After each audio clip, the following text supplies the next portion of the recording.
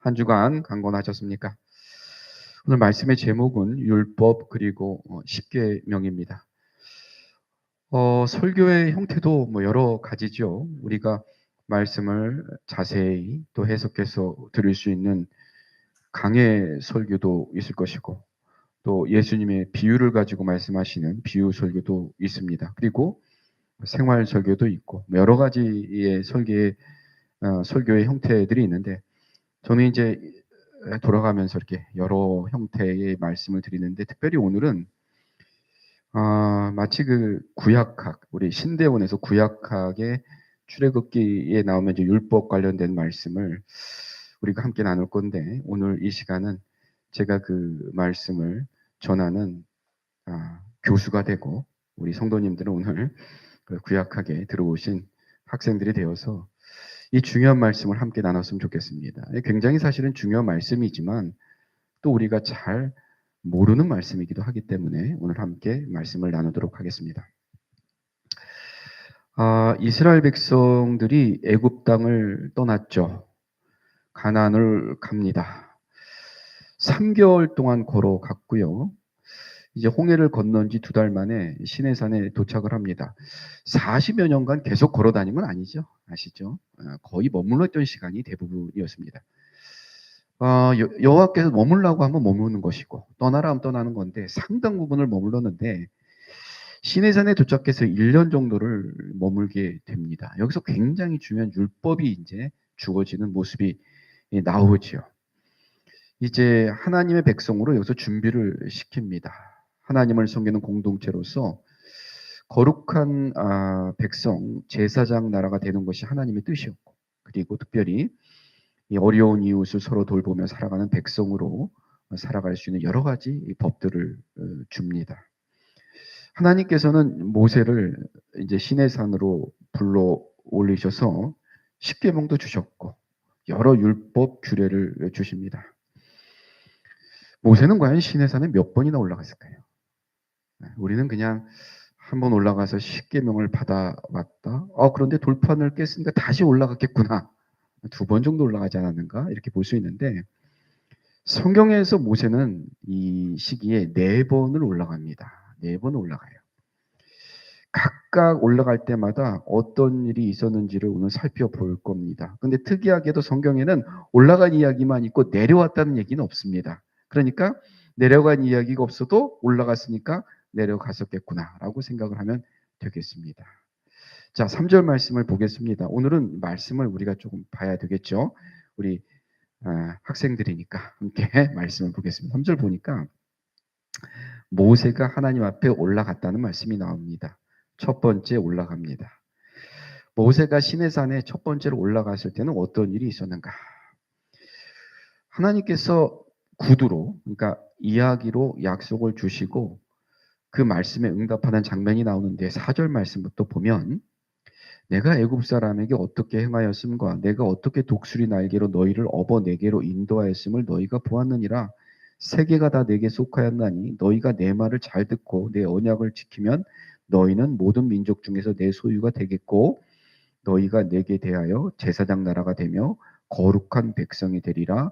너는 이 말을 이스라엘 자손에게 전할지니라. 자, 7절에 보니까 모세가 내려와요. 백성의 장로들을 불러 여호와께서 자기에게 명하신 그 모든 말씀을 그들 앞에 진술하니, 8절 백성이 일제히 응답하여 이르되 여호와께서 명령하신 대로 우리가 다 행하리다. 우리가 다 행하리다. 자, 여기 보시면 이제 구두로 약속을 주시고 백성들이 응답하죠. 너희가 내 말을 잘 듣고 내 언약을 지키면 제사장 나라, 특별히 이제 제사장 나라라는 말씀이 나오고, 이 기독서적에 보면 이 제사장 나라에 대한 관련된 책들도 굉장히 많습니다. 우리 사실은 제사장 나라가 도대체 무슨 말인가라고 우리가 생각할 수 있는데, 그러니까 이스라엘 백성이 다른 민족과의 관계에서 왕과 제사장이 되는 특권을 누릴 것을 암시한 거죠. 굉장한 특권이죠. 그래서 제사장 나라, 거룩한 나라로 세우겠다는 약속을 주셨어요. 이 말씀을 들은 백성들이 오늘 반응이 굉장히 좋죠? 긍정적이죠? 여호와께서 명령하신 대로 우리가 행하겠습니다라는 응답을 바로 줍니다. 자, 여호와께서 굉장히 급족하게 말씀을 들었어요. 그리고 하루 이틀 3일이 지납니다. 3일을 여호와께서 기다리게 하신 후에 모세를 다시 불러요. 백성들은 어떻게 하냐면 그 기간 동안에 자기 자신을 굉장히 정결히 한 다음에 하나님 무슨 말씀을 하시나 기다리는 3일입니다. 이제 두 번째 산에 올라갑니다. 오늘 14절 말씀을 봅니다. 14절 말씀 보니까 모세가 산에서 내려와. 그러니까 무슨 말입니까? 올라갔었습니다. 그죠? 이제 14절에 보면 올라갔다가 내려옵니다. 자, 17절 말씀 보겠습니다. 자, 모세가 하나님을 맞으러 백성을 거느리고 진에서 나오매 그들이 산기슭에 서 있는데 이제 20절 말씀 보니까 여호와께서 시내산 곧 그 산꼭대기에서 강림하시고 모세를 불렀다. 두 번째 올라가는 모습인데요. 자, 첫 번째는 말씀을 판에다가 적어주신 게 아니라 하나님께서 뭐 했어요? 말씀을 구두로 하셨어요. 그리고 3일 후에 모세를 불렀습니다. 그리고 드디어 이제 십계명을 주시는 장면이 이제 나오죠. 그게 이제 20장에 쭉 보세요. 20장 볼까요? 20장이 그 유명한 십계명장이에요.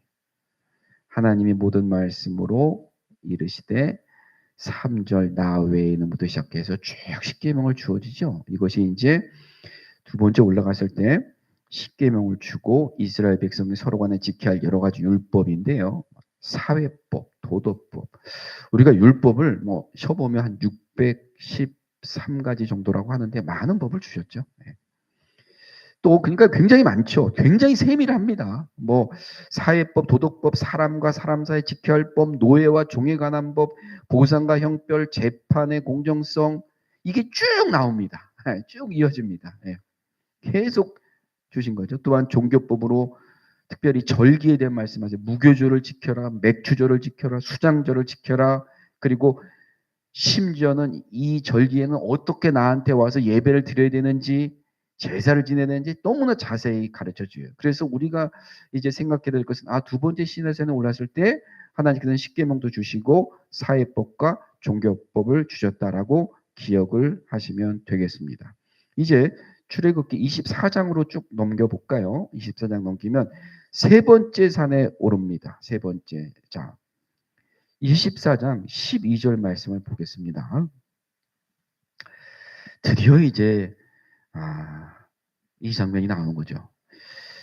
여호와께서 모세에게 이르시되 너는 산에 올라 내게로 와서 거기 있으라. 내가 그들을 가르치도록 내가 율법과 계명을 친히 기록한 무엇을 주겠다? 돌판을 이제 드디어 주는 장면이 세 번째입니다.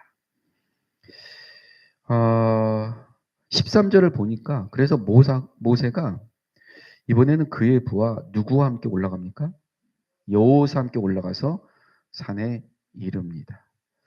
그런데 이 14절이 문제가 돼요. 이어지는 14절을 보면 자, 둘이 올라갔죠. 장로들에게 이르되 너는 여기서 우리가 너희에게로 돌아오기까지 기다려라. 기다려라. 그리고 여기 누구를 두 명을 지정을 하죠. 아론과 훌이 너희와 함께하리라. 너희의 지도자가 되리라라고 하는데 이 두 사람이 사단을 일으킵니다. 그죠? 드디어 아론과 훌이 사단을 일으킨 거죠. 모세가 안 내려오니까. 세 번째 산에 오를 때 보시면 장로들과 같이 올라왔죠. 산에 어느 정도 70명의 장로들과 아론, 나답, 아비우 멀리서 경배하고 모세는 여호수아만 데리고 시내 산에 올라가서 40일을 이제 머물게 되죠. 하나님은요, 친히 새긴 돌판을 주시기 위해서 모세를 불렀다라고 오늘 말씀을 합니다. 그때 모세에는 지도꾼을 아론과 훌에게 줍니다. 이것이 방금 말씀드린 대로 나중에 엄청난 문제가 됩니다. 모세가 이처럼 세 번째 시내산에 올라가서 하나님이 친히 새겨주신 돌판을 받고 있는데 밑에서는 아론과 그의 백성들이 하나님의 형상을 만들었죠. 금부치를 모아서 이제 애굽신, 황소의 신, 아피스, 그 당시에는 뭐 굉장히 최고의 신이었다고 하는 만들어서 이것이 하나님이다 하면서 금송아지를 섬깁니다. 하나님은 굉장히 노했고 백성들의 부패함을 아시고 모세에게 빨리 내려가라고 오늘 말씀해. 빨리 내려가라. 지금 이런 짓을 하고 있다. 그래서 이제 내려가라 하십니다. 시내산에서 황급하게 내려와서 백성들의 부패함을 본 모세가 너무나 화가 나서 나중에 32장 볼까요? 32장 조금 넘겨볼까요? 32장 오늘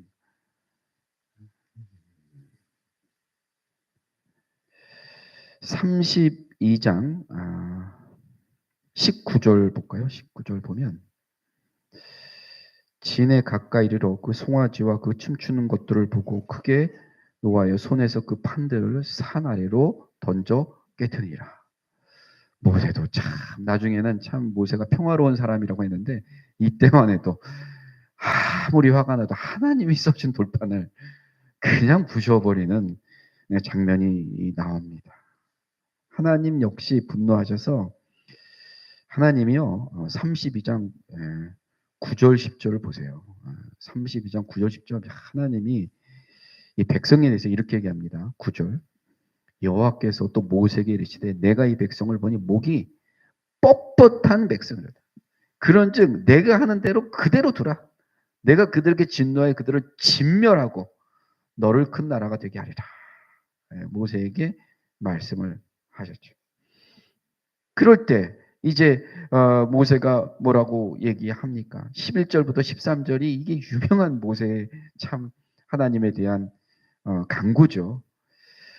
11절 모세가 그 하나님 여호와께 구하여 이르되 여호와여 어찌하여 큰 권능과 강한 손으로 애굽 땅에서 인도해 내신 주의 백성에 진노하시나이까 어찌하여 애굽 사람들이 이르기를 여호와가 자기 백성을 산에서 죽이고 지면에서 진멸하려는 악한 의도로 인도해 내었다고 말하게 하시며 하나이까 주의 맹렬한 노를 그치시고 뜻을 돌이키사 주의 백성에게 이 화를 내리지 마옵소서. 그리고 이어지는 13절 보면요. 아브라함의 얘기를 하는데, 그죠? 아브라함과 이삭과 이스라엘을 기억하소서. 주께서 그들을 위하여 주를 가리켜 맹세 이르시기를 내가 너희의 자손을 하늘의 별처럼 많게 하고 내가 허락한 이 온 땅을 너희의 자손에게 주어 영원한 결이 되게 하리라.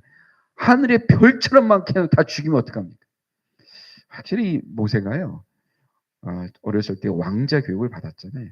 굉장히 똑똑하고 합리적이고 이성적이면서도 하나님 앞에 정확히 주장을 합니다.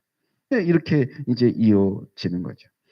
자, 백성들 회개하지 않습니다. 모세는 죄를 지적했음에도 불구하고 회개하지 않아요. 하나님이 죄는 용서하시지만 그렇다고 해서 그 죄가를 항상 하나님은 받으시죠. 우리가 참 말씀을 보면 그런 장면을 보는데 특별히 앞에 나서서 우상 숭배를 주장했던 사람들을 그날 레위 자손을 시켜서 3천 명을 죽입니다. 하나님. 이 장면이 또 이어지는 장면이에요. 자, 이제 네 번째 올라갑니다. 네 번째 올라갑니다. 이것이 출애굽기 이제 34장에 이어지면 네 번째 올라가는데 모세는 또다시 40주야를 금식하며 산 위에 머무릅니다. 하나님은 친히 기록한 돌판을 다시 모세에게 줍니다. 그렇죠. 다시 줍니다. 하나님과 대화하고 나온 모세의 얼굴을 기록한 것이 34장 29절에서 30절이에요. 34장 29절에서 30절. 29절 보니까 모세가 그 증거의 두 판을 모세의 손에 들고 시내산에 내려오니 그 산에서 내려올 때 모세는 자기가 여호와와 말하였으므로 말미암아 얼굴에 피부가 광채가 나나 깨닫지 못하였더라. 아론과 온 이스라엘 자손이 모세를 볼 때 모세의 얼굴 피부에 광채가 남을 보고 그에게 가까이 하기를 두려워하더니 하나님과 대하고 얼굴에 광채가 났죠. 십계명 돌판을 가지고 내려옵니다. 그렇죠? 하나님은 모세를 시내산에서 무려 4번이나 부르셨고 모세와 하나님의 언약을 맺은 것을 우리는 이제 시내산 언약이라고 얘기합니다. 모세는 개인으로서가 아니라 이제 이스라엘의 대표로 언약을 맺은 것이기 때문에 시내산 언약은 하나님과 이스라엘 백성 간에 맺은 언약이라고 할 수가 있습니다. 하나님과 이스라엘 백성 간에 맺은 언약이다. 언약의 내용은 하나님과의 약속과 언약을 지키면 제사장 나라, 거룩한 나라로 너희를 세우겠다는 것. 시내산 언약은 우리가 쌍방언약이라고 하는데 보세요. 어, 너희 백성들이 책임을 다하면, 그죠? 너희가 열심히 하면, 오늘 그랬죠? 예, 너희가 이 말씀대로 잘 지키면, 그래서 잘하면 내가 너희를 만들겠다. 쌍방의 의무와 권리가 있는 언약입니다. 그런데 우리가 잘 아는 예수님의 십자가의 언약은 뭐예요? 일방 언약이죠. 우리는 아무것도 그러니까 예수님께서 그냥 일방적으로 우리를 위해서. 그래서 쌍방 언약과 일방 언약. 이 신학교에서는 이 시험에 잘 나오는 문제입니다, 사실은. 지금까지 하나님은 개인이나 가족과 언약을 체결하셨으나 한 국가를 상대로 언약을 체결한 것이 이게 처음입니다. 신에서 언약. 일방 언약은 하나님께서 일방적으로 맺으신 언약으로 대표적인 게 창세기 15장에 가면 하나님이 아브라함과 이제 맺을 때 동물을 이렇게 쪼개놓고 언약을 맺었죠. 이것이 이제 전적으로 하나님이 책임진 언약입니다. 내가 너를 책임질게. 쌍방 언약은 인간 편에서 의무를 수행하는 언약으로 또 인간의 철저한 순종이 요구되는 언약이라고 할 수가 있습니다. 사랑하는 성도님들, 이렇게 율법을 우리에게 주셨습니다.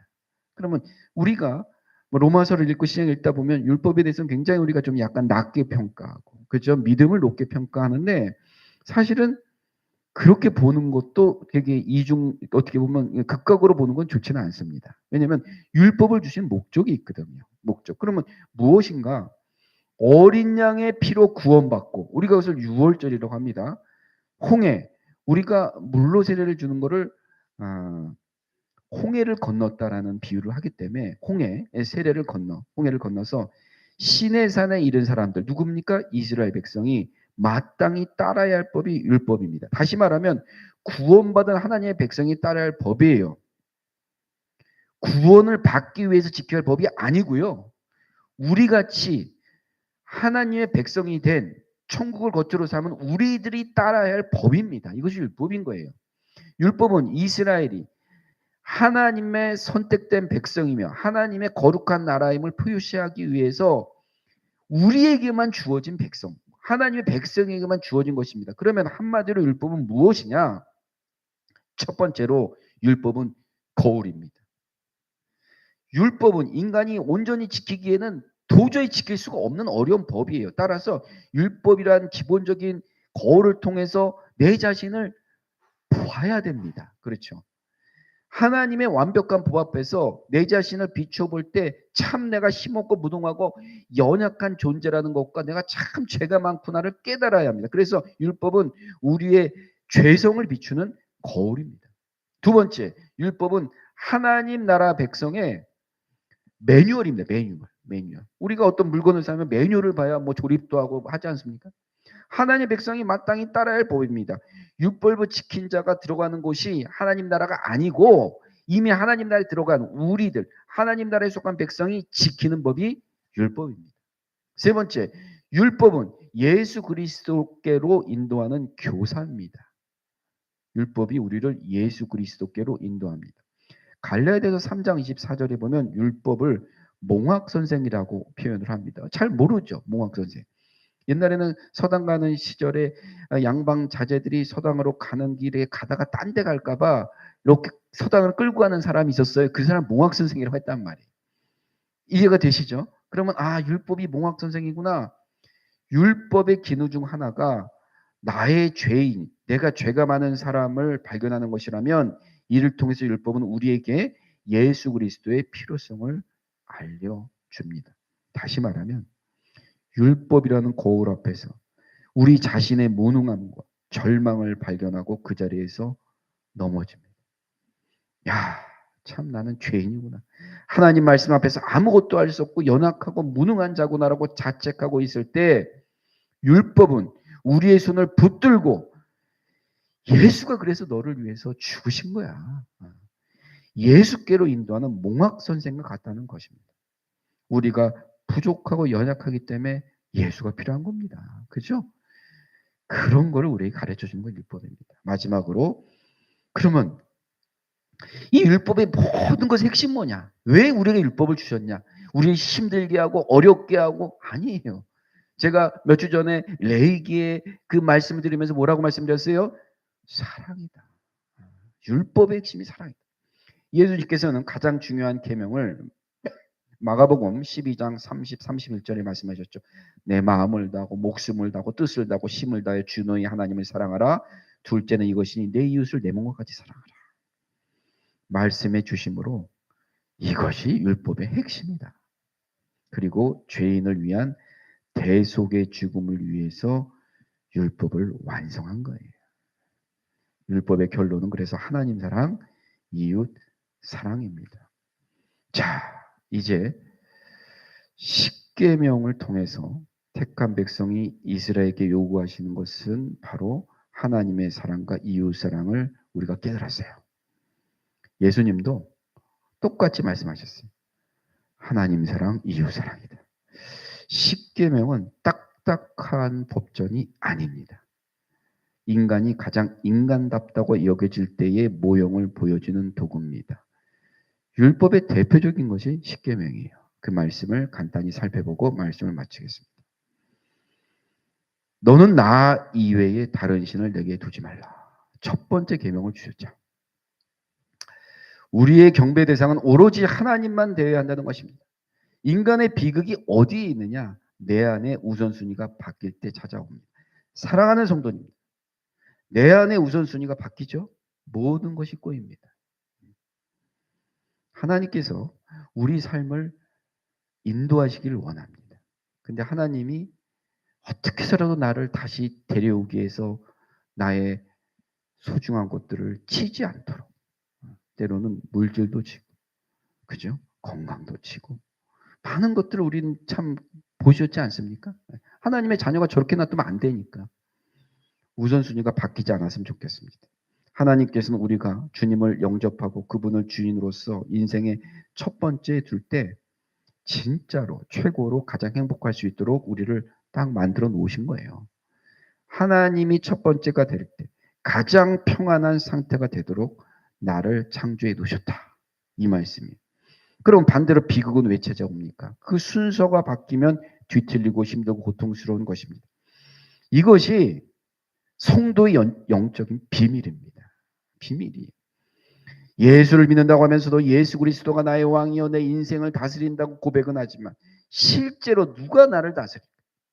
정말 하나님인가? 내 정욕, 야망은 아닐까? 물질이나 돈이나 명예가 아닌가? 자녀가 아닌가? 그런 것들이 하나님 앞에 올 때에 내 인생의 비극은 반드시 온다. 이 시대 우상들은 돌과 나무로 만들어지지 않죠. 그렇죠? 더 지적이고 더 교묘합니다. 우상들은 우리의 기도 속에 숨어 있고 우리의 야망 속에 숨어 있습니다. 때로는 그 우상이 내 자녀의 장래 속에 숨어 있습니다. 어느새 부모에게는 자녀가 우상이 되어버렸습니다. 자녀의 앞길이 자녀의 장래가 우상이 되어버려 그 우상 때문에 낙심하고 슬퍼하고 기뻐하고 왔다 갔다 합니다. 그러니까 인생이 피곤하고 고달프고 자식한테 상처받는 것입니다. 우상은 우리에게 기쁨을 주지 못해요. 기쁨을 주는 것 같지만 결국은 아픔이에요. 우선순위를 바로 합시다.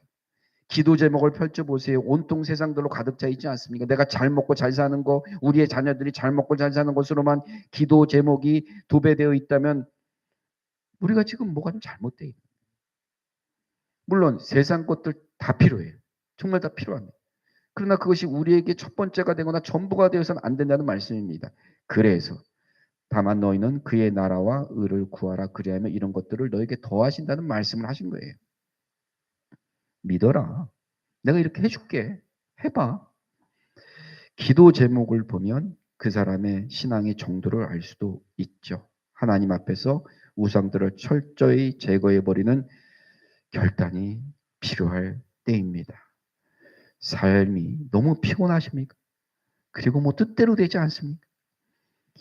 우상들을 철저히 제거해 버리십시오. 그리고 하나님 앞에 고백해 보십시오. 하나님만이 내 인생의 주인이 되기를 원합니다. 하나님만이 경배의 대상이 되기를 원합니다. 너를 위하여 우상을 만들지 말라. 두 번째. 애굽과 가나안 사람들은 신을 형상으로 만들어서 품고 다녔죠. 그죠? 하나님은 이 세상에 있는 어떤 무엇으로도 형상하여 표현할 수 없는 존재이다. 그래서 이 말씀을 참 보면 이단들이 십자가를 그쵸 다 띄죠. 뭐 하고 그래서 장로교도 사실은 이 강단지에다가 십자가 놓는 거에 대해서는 이렇게 별로 말들이 많습니다. 사실은 왜냐하면 뭐 그것을 우리가 나쁘게 보는 것은 아닌데 그조차도 안 된다 하는 교단도 여러 가지가 좀 있죠. 중세시대 때는 사실 굉장히 절대적인 내용이었기 때문에 세 번째 너는 너의 하나님 여호와 이름을 망령되이 일컫지 말라. 두 번째는 우상을 만들지 말라고 했는데 세 번째는 망령되이 일컫지 말라. 비슷하죠. 두 번째 계명이 형상적인 계명, 뭘 만들어 놓은 거죠.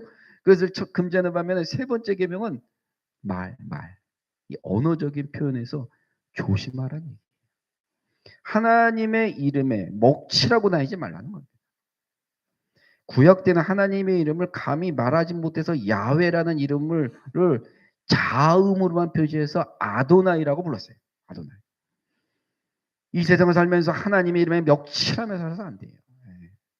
하나님의 이름 들먹이면서 이익을 봐서도 안 돼요. 사실. 세상에 나가서 사기치지 말고 거짓말하지 말고 깍쟁이처럼 살지 마십시오. 좀 넉넉하십시오. 믿는 사람들. 야, 예수 믿는 것들이 제일 못됐다는 말 많이 들어요. 사실은. 안 돼요. 이런 사람들은 실천적 무신론자다. 삶의 내용을 들여다볼 때 예수님의 향기가 정말 나타나기를 소원합니다. 지하철을 뭐 요즘 저는 별 탈 기회가 없는데 예전에 보면 한 70세 정도 되신 할머니가 힘들게 요즘은 나이를 모르겠어요. 이게 양보를 해야 되지만 너무 공감들 하셔서 옛날에는 벌써 딱 티가 나잖아요. 그러면 70세 정도 되신 할머니가 힘들게 딱 서 계신 거죠. 어느 젊은 청년이 할머니 여기 앉으세요. 자리를 딱 비켜드리는데 뭐 어디선가 손살같이 50대 아주머니가 오시더니 엉덩이를 들이밀고 앉습니다. 그러면서 주여. 자, 사람들의 시선이 그 소리에 초점이 맞춰집니다. 그런 건 잘 들리는 거예요. 주위에서 우리의 모습을 통해서 그리스도의 모습을 보기를 원합니다. 안식일을 거룩하게 지켜라. 우리 믿는 사람들의 신앙의 척도를 재는 중요한 기준 중 하나가 성수주일 아니겠습니까? 이것이 무너지면서 사실은 기독교의 와해가 오기 시작한 것이죠. 안식일은 언약 관계의 표징입니다. 안식일은 이전에 할례 있죠, 할례. 할례라는 언약적 표징과 동일한 기능을 했어요. 그리스도에 시작된 새 언약으로 인해서 원래 안식일은 토요일이죠. 근데 지금 토요일 날 이단들은 예배를 드리는 곳이 많이 있죠. 자기들은 정확히 안식일을 지킨다 이거죠.